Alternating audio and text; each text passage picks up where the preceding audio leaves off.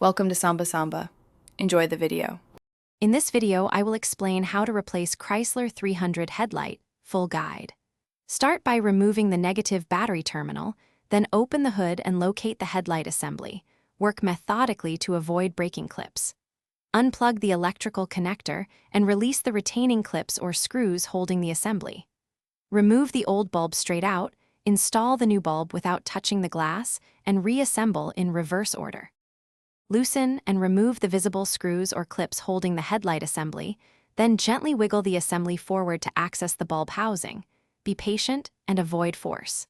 If needed, remove nearby trim pieces for better access using appropriate trim tools. Store all fasteners in order so reassembly is straightforward. Inspect the electrical connector and wiring for corrosion or damage before installing the new bulb or assembly. If you're finding this guide helpful, please subscribe and like the video to support more DIY content. Quick recommendation: life's too short for a stinky car. Grab Little Tree's Black Ice for a pleasant cabin scent and a laugh while you work. Check the description for the link and other deals so you can pick one up easily. And if you do get one, enjoy it in your clean-smelling car. Now let's get back to the video.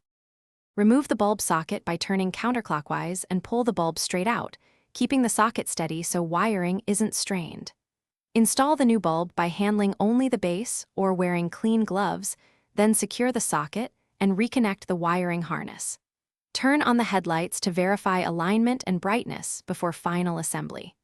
Adjust the beam if needed using the adjustment screws, then resecure the assembly and close the hood. Thanks for watching. Consider subscribing if we helped you.